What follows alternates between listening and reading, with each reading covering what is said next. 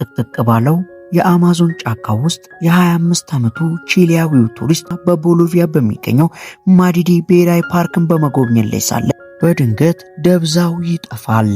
ማይኮል ከመጥፋቱ ጥቂት ቀደም ብሎ ባልተለመደ ሁኔታ ደስተኛ የነበረና ፓቻማማ የተባለውን የአካባቢውን መሬትን የማመስገን ባህላዊ ስነ ስርዓት ሳይሳተፍ ወደ ማረፊያ ክፍሉ አምርቶ የነበረ ሲሆን ከዛች ደቂቃ በኋላ ግን ደብዛው እንደጠፋ ይነገራል። የዚህ ሰው ድንገተኛ መሰወርም የአካባቢው ነዋሪዎች ዱዌንዴ በተባለ መጥፎ የጫካ መንፈስ ተወስዷል ብለው እንዲያምኑ ያደረጋቸው ሲሆን ፍለጋው ለአንድ ሳምንት ያህል ቢቀጥልም ይህ ሰው ግን አልተገኘም ነበር። ታዲያ በስድስተኛው ቀን ግን ጭቃ የተለወሰ ካልሲው በስፍራው ላይ የተገኘ ሲሆን ሁለት ባህላዊ ጠንቋዮችም ይህንን ካልሲ ተጠቅመው መንፈሱን ለመለመን መስዋዕት ያቀርባሉ። በስተመጨረሻም ከ9 ቀናት በኋላ ማይኮል ከካምፑ 1 ማይል ርቀት ላይ እንዴትና በምን እንደሆነ ባልታወቀ መልኩ በአንድ ስፍራ ላይ ወድቆ በሕይወት ተገኝቷል። ሁለተኛ ጁሊያና ማሪንስ። አሁን ደግሞ የብራዚላዊቷ ቱሪስት ጁሊያና ማሪንስ አሳዛኝ ታሪክ የምናገኝ ሲሆን ጁሊያና በኢንዶኔዥያ የሚገኘውን የሪንጃኒ እሳተ ገሞራ ተራራ የጎበኘች ሳለ ከቡድኗ ተለይታ በወሰደችው የተሳሳተ መንገድ ምክንያት ተንሸራታ ወደ 1000 ጫማ ጥልቀት ባለው የገሞራው አፋፍ ውስጥ ትወድቃለች። ይህን ጊዜም ትረፊ ሲላት ታምር በሚመስል መልኩ ወደ ውስጥ ሳትጠልቅ በአለቱ ላይ ለጥቂት ተንጠላጥላ የተረፈች ቢሆንም በሰዓቱ ግን አካባቢው በነበረው ከባድ ጭጋግ ምክንያት የነፍስ አድን ሄሊኮፕተሮች ሊደርሱላት ያልቻሉ ሲሆን ከ10 ሰዓት ግብግብ በኋላ የነፍስ አድን ቡድኑ ወደ እሷ ቢደርስም ያለምንም ውሃ በከፍተኛ ሙቀት ራሷን ለማዳን ስትታገል የነበረችው ጁሊያና ግን በሚያሳዝን ሁኔታ ወደ ታች ተጨማሪ 600 ጫማ በመውደቋ ሕይወቷ ሊያልፍ ችሏል። ሶስተኛ ቶምና አይሊን። በጃንዋሪ 3 1998 ነበር አሜሪካውያኑ ባልና ሚስት ቶምና አይሊን በታላቁ ባሪየር ሪፍ ወንዝ ውስጥ የመጥለቅ ጉዞአቸውን ያደረጉት። ሆኖም ግን እነሱ በባህር ውስጥ እያሉ መርከቧ ተሳፋሪዎቿን ሳትቆጥር ተሳስተው በባህር ውስጥ እንዳሉ ጥለዋቸው የተመለሱ ሲሆን ከ2 ቀናት በኋላም የተተወው ሻንጣቸው ሲገኝ ፍለጋ ቢጀመርም ሊገኙ ያልቻሉት ጥንዶቹ በአንድ የውሃ መከላከያ ሰሌዳ ላይም እባካችሁ እርዱን፣ ከመሞታችን በፊት ሰው ላኩልን የሚለው የድረሱልን ጽሑፋቸው የተገኘ ሲሆን በሚያሳዝን ሁኔታ ግን ካስቀመጡት ጽሑፍ ውጪ ጥንዶቹ አልተገኙም። አራተኛ አሽሊ።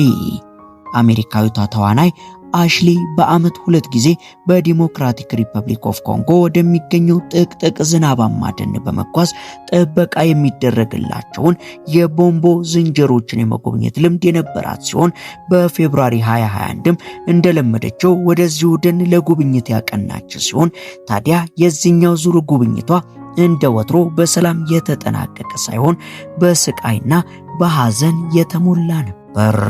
አሽሊ አንዲት ምሽት በጫካ ውስጥ ስትጓዝ ለብርሃን የሆናት ዘንድ በጭንቅላቷ ላይ ያሰረችው መብራቷ በድንገት ተበላሽቶ ይጠፋል። ይህን ጊዜም ጨለማውን ማሸነፍ የተሳናት አሽሊ እግሯ በግንዶች ተሰናክሎ ከፍተኛ ጉዳትና ስብራትን ታስተናግዳለች። በሰዓቱም አካባቢው ምንም አይነት የሕክምና አገልግሎትም ሆነ የህመም ማስታገሻ የሌለበት ጥቅጥቅ ያለ ጫካ በመሆኑ አንደኛው አስጎብኚ እርዳታ ፍለጋ ለሰዓታት መሯሯጥ የነበረበት ሲሆን የሕክምና ባለሙያም ከመጣ በኋላ ያለምንም ማደንዘዣ የወለቀውን አጥንቶቿን በእጁ ሲመልስላት በከፍተኛ ስቃይ ውስጥ ያሳለፈች ሲሆን በስተመጨረሻም በጊዜያዊ ቃሬዛ ተሸክመው ወንዞችና ድልድዮችን ካቋረጡ በኋላ የተሰበረ እግሯን ይዛ ለ6 ሰዓታት በሞተር ሳይክል ወጣ ገባ በሆነ መንገድ ላይ በመጓዝ በኪንሻሳ በኩል በልዩ የአየር አምቡላንስ ወደ ደቡብ አፍሪካ ተወስዳ በ8 ሰዓት ቀዶ ጥገና እግሯ ሊታከም ችሏል። ስድስተኛ ካሮሊና ቪልካ። የ26 ዓመቷ ጀርመናዊት ቱሪስት ካሮሊና ቪልጋ በምዕራብ አውስትራሊያ በረሃ ላይ ስትጓዝ መኪናዋ ላይ ከፍተኛ ግጭት ከደረሰባት በኋላ በደረሰባት የጭንቅላት ጉዳት ሳቢያ አእምሮዋ ግራ ተጋብቶ ያለምንም ጫማ ምግብና ውሃ በእግሯ መጓዝ ትጀምራለች። ለ12 ቀናትም በበረሃ ውስጥ እየተንከራተተች የዝናብ ኩሬዋ በመጠጣት 20 ማይል መጓዝ የቻለች ሲሆን በስተመጨረሻም ትረፊ ሲላት በከፍተኛ ድካም ሕይወቷ ሊያልፍ ሲቃረብ ታንያ ሄንሊ የተባለች የአካባቢው የከብት አርቢ መኪናዋን እየነዳች ስታልፍ አግኝታት ሕይወቷን ከሞት ታድጋላታለች። በተመሳሳይ ጨለማና አስፈሪ በሆነው በግብጽ ፒራሚድ ውስጥ በሚገኘው የ260 ጫማ ጠባብ ዋሻ ውስጥ በጉብኝት ላይ የነበረችው ስፔናዊት ቱሪስት በድንገት እግሯ በመሰበሩ ምክንያት በዚያ ጠባብ ዋሻ ውስጥ በከፍተኛ የአየር እጥረትና ፍርሃት ቆይታ በመጨረሻም የሕክምና ባለሙያዎች በገመድና በመታጠቂያ አውጥተው በሰላም አትርፈዋታል። 7ኛ ሎንሊ አል። ይህ የሲንጋፖር ዜግነት ያለው ሎንሊ አል የተባለ ቱሪስት ደግሞ የኮሞዶ ድራገኖችን በቅርብ ሆኖ ፎቶ ለማንሳት ሲሞክር ነበር በአንደኛው ተነክሶ እግሩ ላይ ከባድ አደጋን በድንገት ያስተናገደው። የኮሞዶ ድራገን ምራቅ ሰውን በፍጥነት የሚገድል ጠንካራ መርዝን በውስጡ የያዘ ቢሆንም ቱሪስቱ ግን በፈጣን እጅ በጀርባ ወደ አቅራቢያው ሆስፒታል በመወሰዱ ምክንያት ሙሉ በሙሉ መዳን ችሏል። በተመሳሳይ መልኩ በባሃማስ የ19 ዓመቷ የኢንስታግራም ሞዴል ካትሪና ዛርቱስኪ ከሻርኮች ጋር ፎቶ ለመነሳት ወደ መካከለኛ ባህር ውስጥ ስትገባ ነበር በአንደኛው ሻርክ ክንዷ ተነክሶ ወደ ታች ብትሳብም በሰዓቱ ግን እድል ከሷ ጋር ነበረችና እጇን አስለቅቃ ልትወጣና በሕይወት ልትተርፍ ችላለች። 8ኛ ክሪስተን አልዶር። ክሪስተን አልዶር የተባለች ሴት በዛምቤዚ ወንዝ ላይ በታንኳ ስትጓዝ አንድ ግዙፍ ጉማሬ ታንኳቸውን በመገልበጥ እግሯን ነክሶ ወደ ውሃው ጥልቀት ሊወስዳት የሞከረ ሲሆን ክሪስተን ግን የጉማሬውን አፍ በእጇ በመግፋት እግሯን ማስለቀቅ የቻለች ሲሆን እግሯ በከፍተኛ ሁኔታ ቢሰበርም ከወራት ሕክምና በኋላ ተርፋ ዳግም የታንኳ ላይ ጉዞ ላለማድረግ ለራሷ ቃል ገብታለች። በተመሳሳይ በህንድ ጃልዳፕራ ብሔራዊ ፓርክ ውስጥ በጂፕ መኪና ይጓዙ የነበሩ ቱሪስቶች በቁጣ በተሞሉ አውራሪሶች ጥቃት ደርሶባቸው የነበረ ሲሆን በሰዓቱ መኪናው ተገልብጦ ከፍተኛ ፍርሃት ውስጥ ቢገቡም ሁሉም ተሳፋሪዎች ግን በተአምር ተርፈዋል።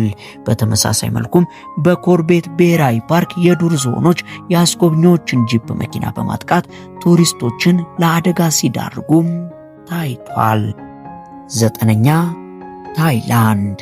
ይህ በታይላንድ የተከሰተ ክስተት ደግሞ ብዙ ቱሪስቶችን ያስደነገጠ ሲሆን በአንድ የሆቴል ክፍል ውስጥ በሺዎች የሚቆጠሩ የእሳት እራቶችና አንድ ግዙፍ እባብ በበሩ ቀዳዳ በኩል በመግባት በቱሪስቶቹ ላይ ከፍተኛ ድንጋጤ የፈጠሩበት አጋጣሚ ነበር። 10ኛ ክሩዝ መርከብ።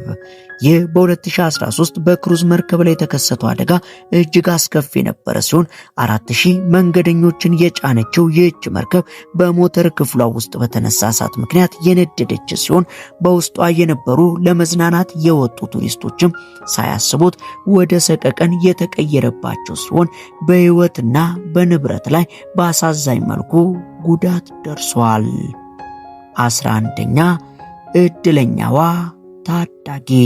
የአውሮፓውያን አቆጣጠር ማርች 9 2024 ደግሞ ከቦትስዋና ወደ ደቡብ አፍሪካ የሚጓዙ አንድ ምዕመናንን የጫነ አውቶቡስ ድልድይ ሲያቋርጥ አቅጣጫውን ስቶ ከ150 ጫማ ከፍታ ላይ ወደ አለታማው ገደል በመውደቅ የፈነዳ ሲሆን በውስጡ የነበሩት 45 ተሳፋሪዎች በሙሉ ሕይወታቸው ሲያልፍ አንዲት የ8 ዓመት ሕፃን ልጅ ግን በተአምር በሚመስል መልኩ ልትተርፍ ችላለች።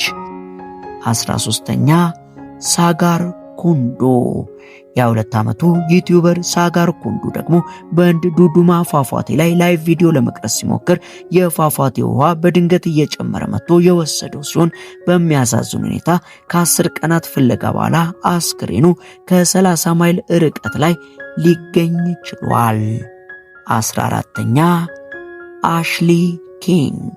በባሊ ደግሞ የ19 ዓመቷ ካናዳዊት ቱሪስት በአንድ ባር ውስጥ በስህተት በጠጣችው ትንሽዬ የሜታኖል መርዝ ሳቢያ አይነ ስውር ሆና የተነሳች ሲሆን ዶክተሮች ሰውነቷ ሜታኖሉን እንዲሰብር መደበኛ አልኮልን ከብርቱካን ጭማቂ ጋር በመቀላቀል ፈጣን የሕክምና እርዳታ ቢያደርጉላትም 98% የሚሆነውን እይታዋን ግን አጣለች።